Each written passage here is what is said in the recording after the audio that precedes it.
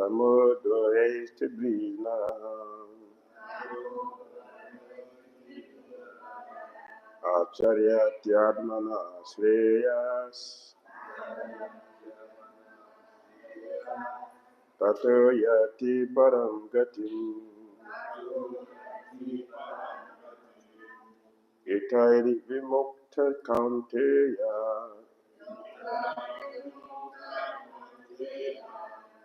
tamo-dvārais tribhir naraḥ ācaraty ātmanaḥ śreyas tato yāti parāṁ gatim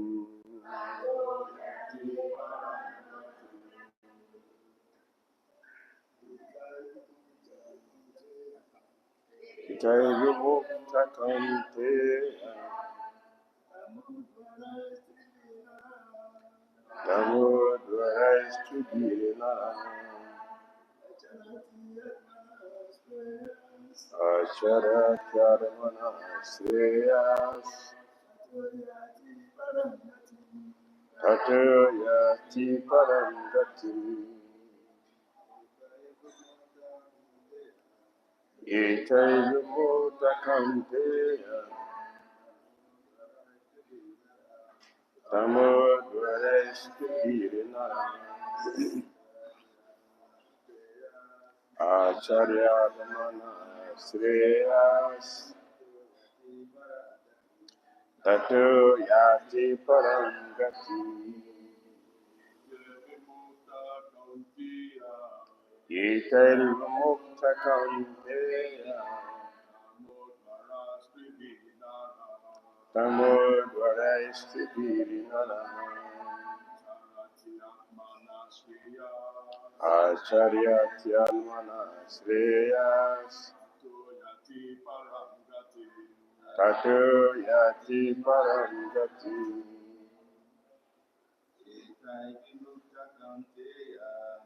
etair vimuktaḥ kaunteya tamo-dvārais tribhir naraḥ ācaraty ātmanaḥ śreyas tato yāti parāṁ gatim. Matajis.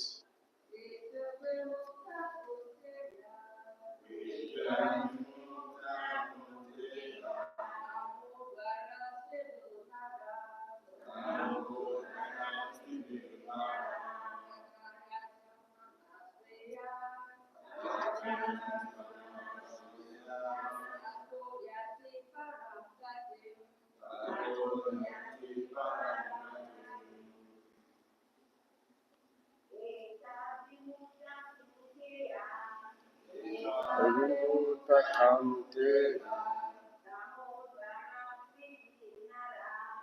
tamo-dvārais tribhir naraḥ ācaraty ātmanaḥ śreyas tato yāti parāṁ gatim etair. From this vimuktaḥ, being liberated, kaunteya, O son of Kuntī, tamo-dvārais, from the gate of ignorance, tribhir, of three kinds, naraḥ, a person, ācaraty, performs, ātmanaḥ, for the self, śreyas, benediction, tata, hereafter, yāti, he goes, parāṁ, to the supreme, gatim, destination. Translation and purport by Divine Grace C. Bhaktivedanta Swami śreyas. The man who has escaped these three gates of hell, O son of Kuntī, performs acts conducive to self-realization, and thus gradually attains the supreme destination. Let's repeat. The man who has escaped these three gates of hell, O son of Kuntī, performs acts conducive to self-realization, and thus gradually attains the supreme destination. Purport. One should be very careful of these three enemies to human life: lust, anger, and greed. The more a person is freed from lust, anger, and greed, the more his existence becomes pure. Then he can follow the rules and regulations enjoined in the Vedic literature. By following the regulative principles of human life, one gradually raises himself to the platform of spiritual realization. If one is so fortunate by such practice to rise to the platform of Kṛṣṇa consciousness, then success is guaranteed for him. In the Vedic literature, the ways of action and reaction are prescribed to enable one to come to the stage of purification. The whole method is based on giving up lust, greed, and anger. By cultivating knowledge of this process, one can be elevated to the highest position of self-realization. This self-realization is perfected in devotional service. In that devotional service, the liberation of the conditioned soul is guaranteed. Therefore, according to the Vedic system, they are instituted the four orders of life and the four statuses of life, called the caste system and the spiritual order system. There are different rules and regulations for different castes or divisions of society. And if a person is able to follow them, he will be automatically raised to the highest platform of spiritual realization. Then he can have liberation without a doubt. That is the end of Srila Prabhupada's purport to text 22, Srimad Bhagavad Gita Cities, chapter 16, entitled The Divine and Demoniac Natures.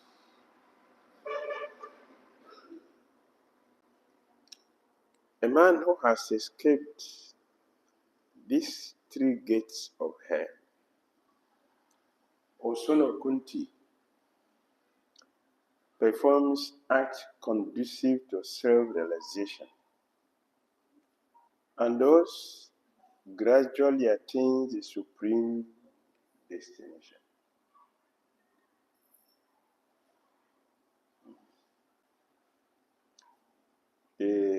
verse 21, which continue in 23,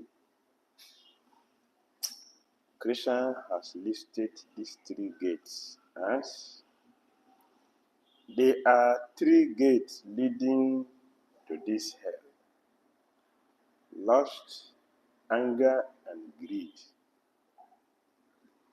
Every sandman should give this up, for they lead to the degradation of the soul. Lust,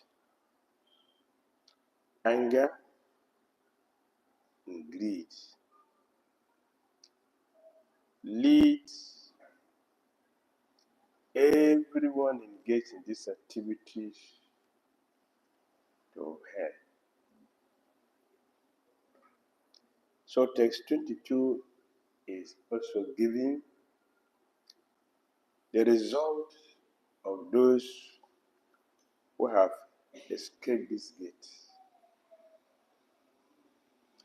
The result is parāṁ gatim,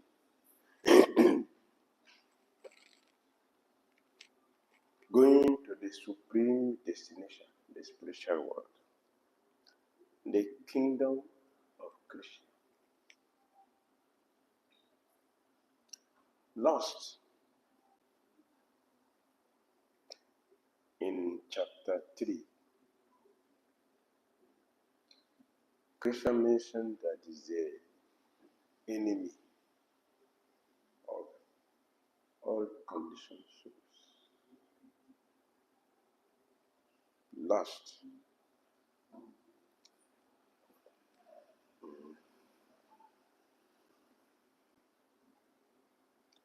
What is lust? What is lust? I'm asking. It's a formidable enemy of all living entities. We cannot just escape the gate if you don't know where the gate is. To know the gate is the beginning of escaping. So, what is lost is a common word which we use. And we're going to use this word throughout our life. What is this lost? Such a terrible enemy. In fact, Kṛṣṇa considers it the all-devouring, sinful enemy of the soul. All-devouring. That's how Kṛṣṇa describes it, text 27. All-devouring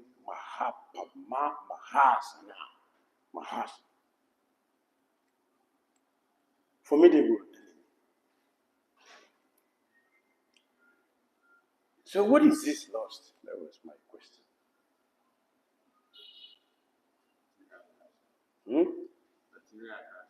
Material attachment. Attraction, okay. Material attraction. Having a strong desire to gratify the senses. Having strong desire, unquenchable desire to gratify the senses is called lust. Very good. What is lust? Lust is our language. You have said it many times in the Bhagavad Gita class. So, I want to know, what is lust?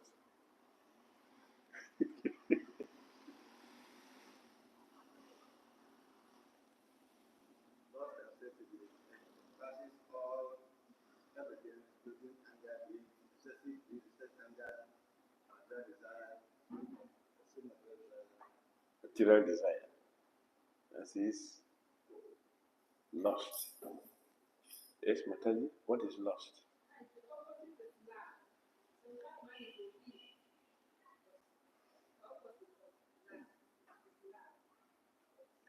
Lust is the opposite of pure love. Yes, what is lust? Kṛṣṇa Which of the three, or the fourth or fifth one? What is lost?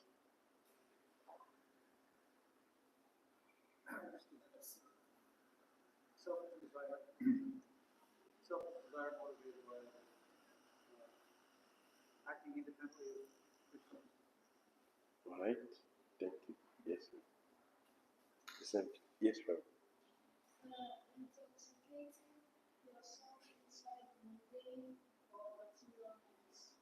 Intoxicating oneself with material desires or mundane things.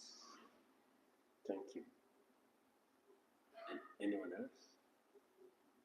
Tomorrow you're going to see the nurse and say, lost, be free from lost. So I'm asking, what is it? What is the lost? You're talking every time. You quote so many times. Yes, brother.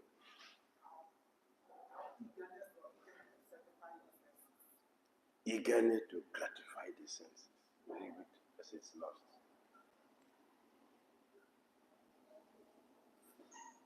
Yes, brother.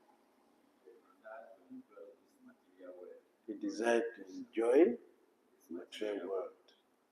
So is life meant for suffering? Is life meant for suffering?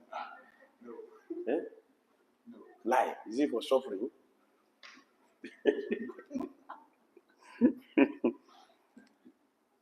Suffering is not for the soul. Suffering is for this body. So life, which is the soul, is not for suffering. It is for enjoyment. Strong desire to enjoy sex. Strong desire to enjoy sex. Very good. So Kṛṣṇa must be in hell by now. Kṛṣṇa himself must be in hell. He married 16,000 women, 8 wives. So himself must be in hell by now. Right? Yes, Lord.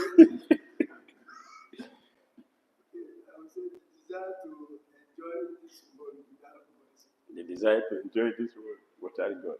Thank you. Thank you. Yes, it is important to know what you are doing, so you can understand it. The true meaning. Yes, what you say is correct, but what the answer you have given, they are all correct, but they are just the external. The main definition of lust is what Mataji said, the opposite of pure love. If you read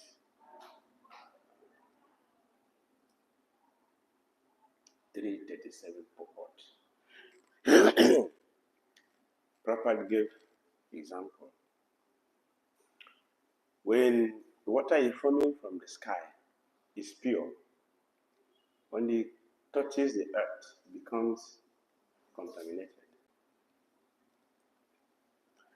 So all living entities has, Prabhupada said, dormant love for Kṛṣṇa.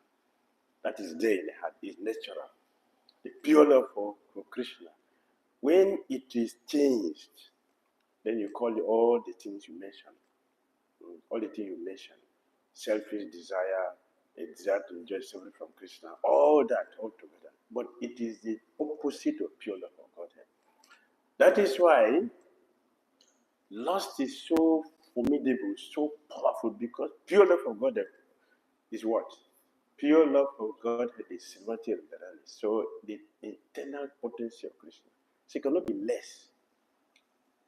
So an intelligent person, one who is in knowledge, is not surprised about the power of lust that is tormenting all living entities and pushes and forces everybody to act helplessly. Because pure love of God is intoxicating, the highest. Similarly, when it becomes transformed, it cannot be less. It will also act powerful. Just like if you have a medicine which is very strong, if you misuse it, what happens? It will also act very demonically, because that is the quality of the medicine. So, lust is the opposite of pure love of Godhead. Therefore, it is not a surprise that all living entities has this lusty desire. So His Holiness Bhakti Maharaj has given a formula how to transform this lust back to love, because that is what it is. To transform it back, because it is a transformation. When you meet tamarind with milk, what happens? It becomes yogurt. So yogurt is from where? Yogurt is milk. That is Lord Shiva. So Lord Shiva is transformed milk. Or Vishnu who has connection directly with Maya, that is Lord Shiva. Vishnu has no direct contact with Maya. Vishnu who has connection directly with Maya is Lord Vishnu, because his wife is Durga, Maya, Durga Devi. So this is lost. And if you look very carefully in this material world, one becomes angry. Why do we become angry? Or why do we become greedy? Because of lusty desires. It is lost. If one tries to control greed, try to control anger, if one is not trying to control lust, you cannot succeed. To control anger, to control greed, to control all other things, one should control lust. If the lust is controlled, which is not an easy thing. Not an easy thing. Mr. Mitra Muni was engaged in trying to control lust, and he tried for 60,000 years. Then became successful, or he failed after 60,000, not 6 years, not 6 months. Yeah, few years in the Hare Krishna movement, they are asking Krishna, where's my perfection? Where? Check if the laws have been transformed. Let's check. One devotee asked me, Maharaj, am I going back to God at this time? I said, Prabhu, we should ask you a question. From your question, you can get your answer. Is your lust controlled? No. So how can you go there? If lust is there, means there is no pure love for Krishna. That's what it means. So that one is qualified to go back to God, a parāṁ gatim, as it is mentioned here, one must have controlled lust. And how do we do that? Just by saying, be free from lust, Prabhu. Be free from lust. Lust, greed, anger send one to hell. So by this, one becomes controlled. We have to undergo a practical process to control the lust.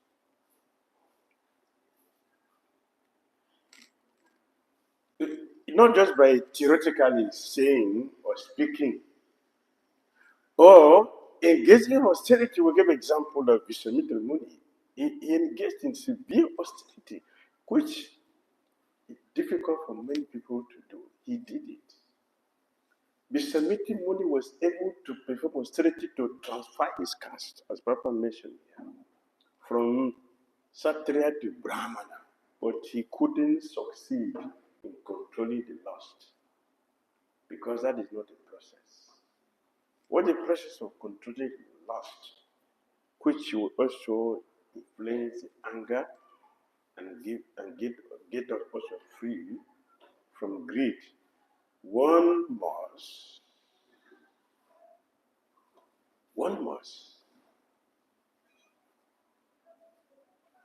have in our mind, we should practice in our mind constantly, every day, how to love others. Love of Godhead does not begin at the gate of Vaikuntha. It is from here. We must practice loving each other. So we can check where we are in our Christian consciousness by using the mirror of the eye. We have the mirror of the scripture. We have mirror to look at our faces. There is a mirror to look at our heart. The mirror to look at our heart is the scripture. It's mentioned here. Lust. Is my lusty desire going down or it is increasing? Gratifying the senses or a strong desire to gratify the senses is not a process for controlling lust. If it is the process, Yāti Maharaj would have been the first person to go back to Godhead by engaging in gratifying the senses. He was cursed with old age. He lamented, "Oh, what a head! My wife is young. I am young. And we're very attractive. And the desire to gratify is burning within us. And you gave me this invalidity. How would I enjoy?" The person who cursed him told him, "You can go and beg any of your sons who will agree to exchange his youth with you." "Yeah, thank you." He went to his children, all of them refused. The young one said, "Okay, Daddy, you can take, no problem." The youngest one. Why the youngest one? Why the elders did not give? The youngest one gave. The youngest means that the yati has what? The fresh body suitable for gratification. And he tried to squeeze material energy, but material energy squeezed him to the end.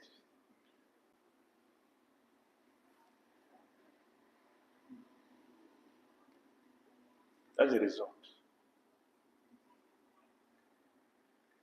Some time back, I was listening to a few devotees. It's African devotees.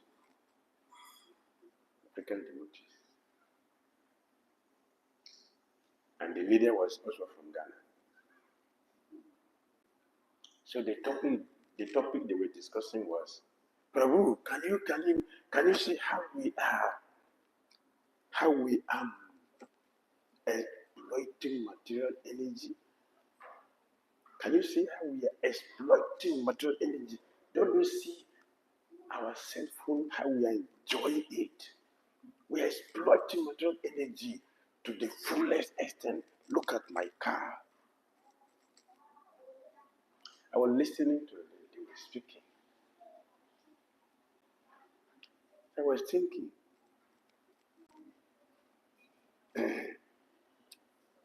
these devotees talking, are they reading our scriptures?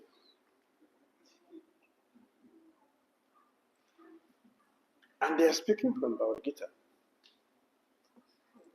Yes, they are speaking from our Gita. And we are manipulating, we are actually exploiting the material energy to our full satisfaction. Don't you see my wife? Can you see my husband? Are we not enjoying? So I said, "Excuse me, Prabhu,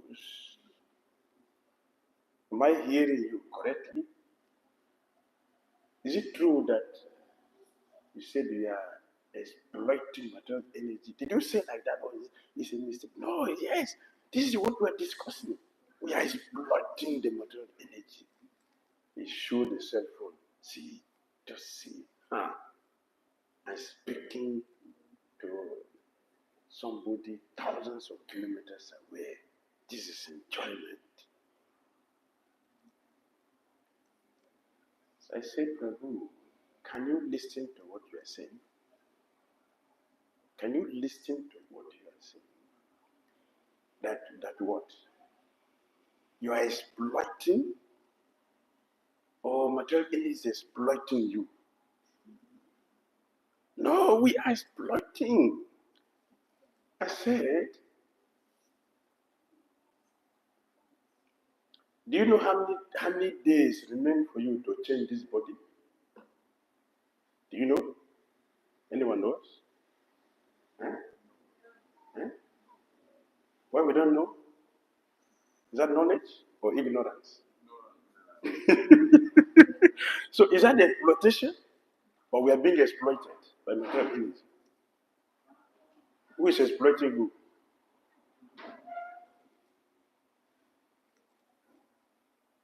Material energy is imperceptibly exploiting us completely without challenge.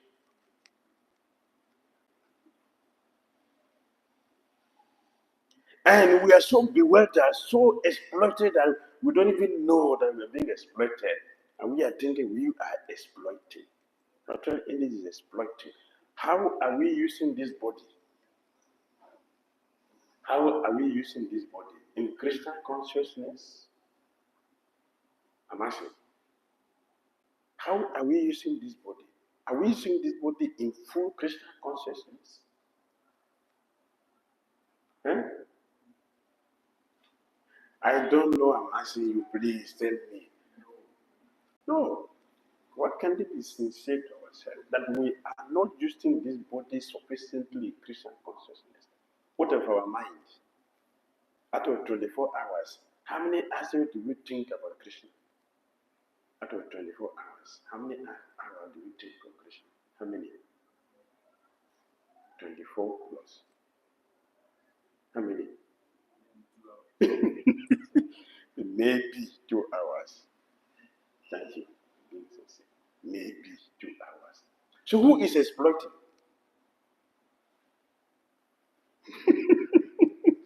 Material energy or we? Material energy is confidently exploiting us. And we're so foolish. We don't see that. Bhagavatam said that as the sun rises and setting, what is it doing? Reducing the duration of our lives. Who knows it?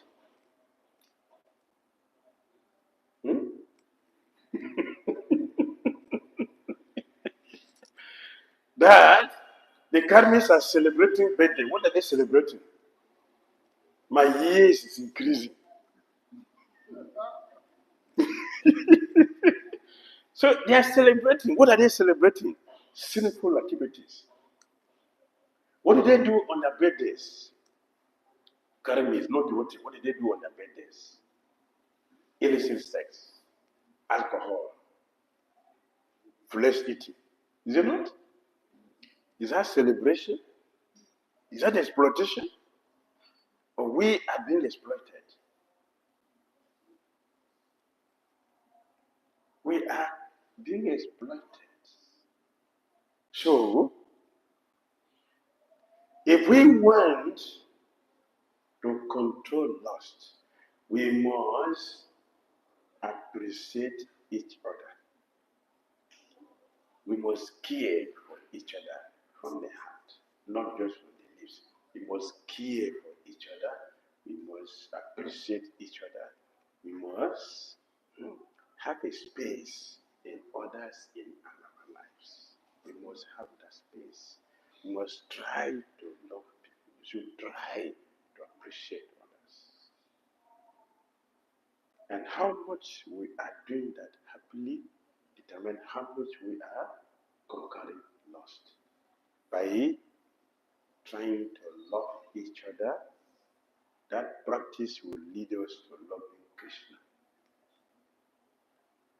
to transform the lust back into love of God.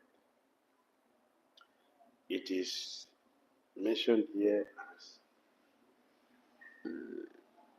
parāṁ gatim, attainment of the supreme destination.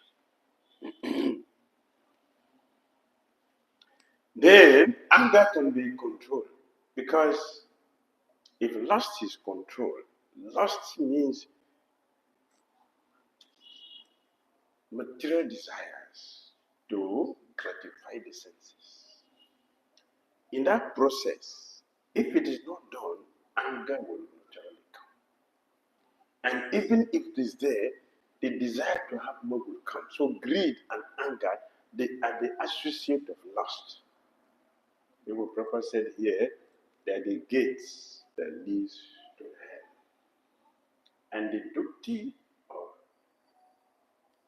the devotees is to engage ourselves in this process.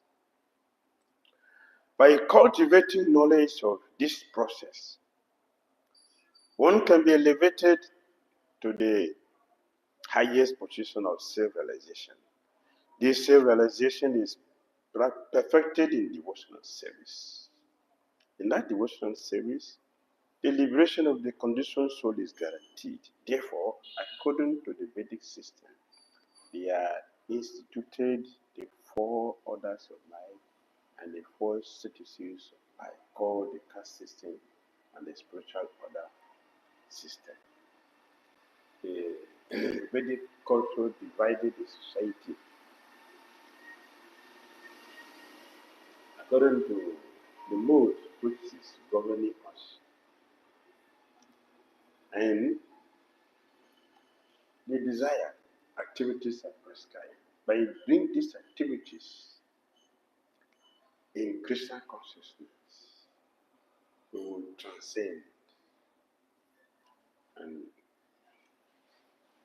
come to this professional state. So the Vedic culture have arranged the system in such a way, in a spiritual activity, that we come to Kṛṣṇa consciousness and engage our senses fully, 24 hours in Kṛṣṇa conscious activities. In this way, the senses have no space to be engaged otherwise, but they are engaged in a pure transcendental way, and eventually is a transformation. That transformation brings us to supreme destination of Kṛṣṇa consciousness. Hare Krishna.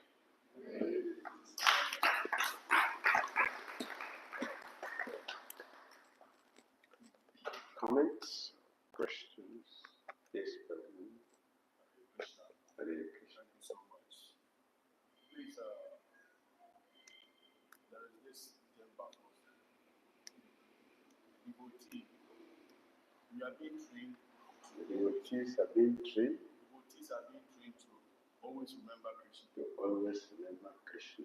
That's to be Krishna conscious. Yes, to be Krishna conscious. But some of us But realize some of us have realized that we are not able to that we are not able to detach ourselves detach ourselves from the things that we do most, which is considered considered sinful.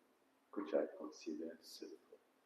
Therefore, I will give myself an example. There are some things I know are not good.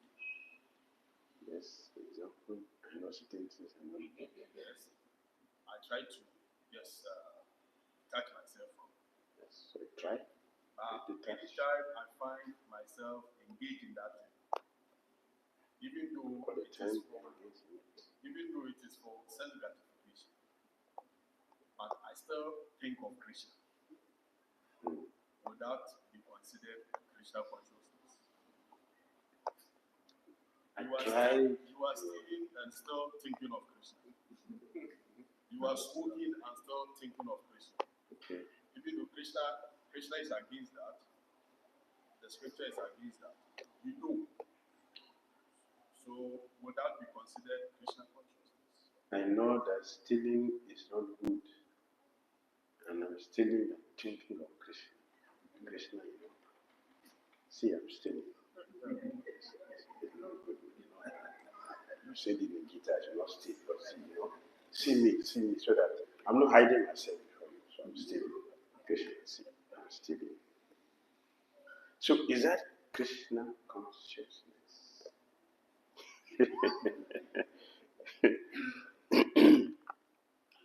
Because Krishna consciousness is to think of Krishna always. So I know this, and I want you to not do it, but I'm doing it helplessly, and at the same time, I'm thinking of Krishna. So it's not Krishna consciousness.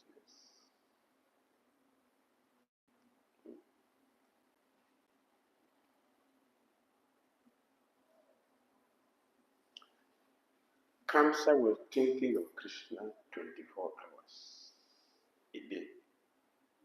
Even looking at Kamsa, one day he looked at the food which was given to him, and custard looked like saffron. This is Krishna's duty. As soon as Kamsa says, kill him, yeah, this is Krishna, kill him. That is how powerful Kamsa's Krishna consciousness is, even to the food. He's thinking of Krishna. In a dream, he's sleeping, he's thinking of Krishna. He's sleeping, drinking, thinking about Krishna. But how is he thinking? Unfavorably. Unfavorably. Therefore, his Krishna consciousness is condemned. He's not thinking about Krishna favorably. That is not Krishna consciousness. Krishna consciousness is thinking of him favorably. That's Krishna consciousness. And so if one is thinking of stealing in Krishna consciousness, stealing Krishna, a person who is thinking of Krishna while stealing, that stolen good will not be for the person. That stolen good will be for Krishna. A person who is stealing and thinking of Krishna, that person stealing is for Krishna, not for the person. So if what we are stealing is not given to Krishna, it is for the self, then it is not Krishna consciousness.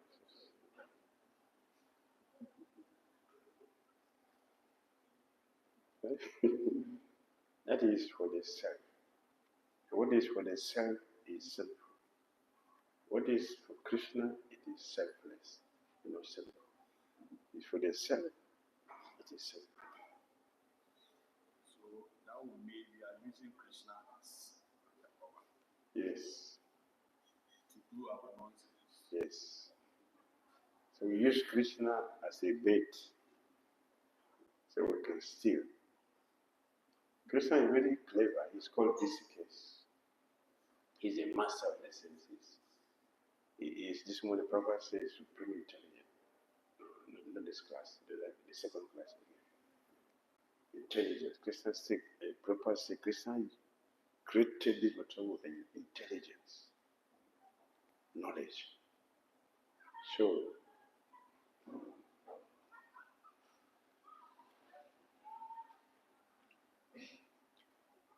he knows better than us. So he sees our intention. And by looking at our intention, he will know exactly where we are. And he will benefit us like that. For example, Hanuman used anger. He was promoted. Arjuna also used anger. He was promoted. They didn't go to hell. Why? Their anger was not for person. Their anger was for Krishna. Arjuna did not want to fight. But Krishna said, I want to do it for me. So to fight somebody must be angry with the person. So Arjuna to fight, he was angry. But his anger was not his anger. His anger was stimulated by Krishna. Therefore, although he used anger in the service of Krishna, and because it's for Krishna, he didn't go to hell. He was rather promoted. The same with Hanuman. Hanuman was very angry. He destroyed Ravana's garden. The best place of Lanka, the best place, that is where Ravana goes to chill out. Hanuman destroyed everything. The only tree left in the Ashoka garden was just the portion that Sita was sitting. Every other place was destroyed. And he killed 4 sons of Ravana instantly before the war started. He was promoted. Why? He did it for the Lord. His intention was for Ramchandra, not for himself. Arjuna did it not for himself, for Krishna. They got promotion. So if we do that for Krishna, if it's for Krishna, we'll get promotion. It is Krishna consciousness. As Prabhupada said, excuse me, if one is drinking alcohol and is thinking, this taste is Krishna, you get purified. But how many people do that? How many people do that? You think it's easy to do that? And only a highly limited person will be able to do that. Because the person is already Krishna conscious, will be able to do that. A common person will never become fool and think that, yes, I'm exploiting material energy to the fullest extent. Look at the bottles of beer I can drink. But after that, he's going to fall down. He will drive his expensive car into the bush and spend so many money in the hospital in accidents. That is exploiting the material energy. Just see the madness. Yes, sir. I'm still considering the complex given by the Dhira as he stated. Somebody followed it for 60,000 years. He failed. And considering our community, I don't know any other place how it is going. Is it easy to practice this love for ourselves as mentioned? So somebody practices 60,000 years, he failed. We have only 100 years. Not even sure whether we can have it. Haridas Sakura didn't fall. Haridas Sakura, he didn't fall. He didn't practice for 60,000 years, but he didn't fall. Because Haridas time is Kali Yuga, not Satya Yuga. He practiced in Kali Yuga, less than 100 years. He didn't fall. He succeeded.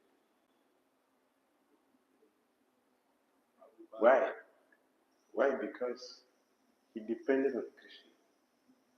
His method really depended on his strength. So if we depend on Krishna, we'll succeed.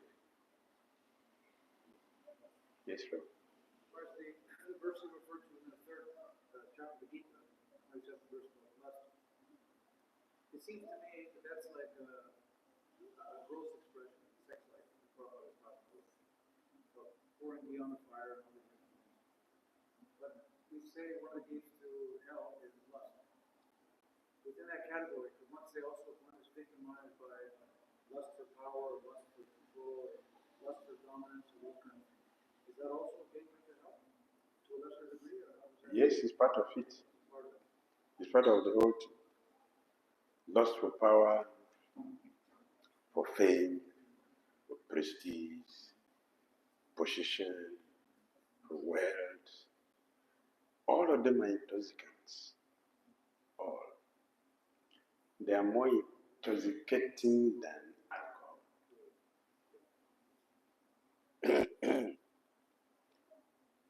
Chaitanya Bhagavad, Vrindavan Das Thakura, he appreciated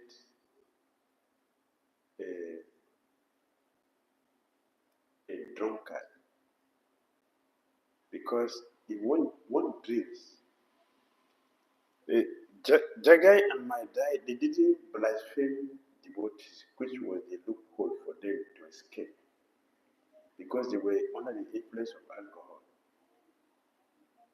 But the Gyanis who are not influenced by alcohol, they are intoxicated by it. They had problems. Because Kṛṣṇa Sati was blaspheming and all of them. They were intoxicated by learning. Keshava Kasmiri. Intoxicated. They had problems. But Jagai Madai cultivated. Because their intoxication was protected them from offending Vaishnavas. Intoxication of power will make one to offend Vaishnavas very easily. Very easily. So more intoxicating than alcohol. Hare Krishna.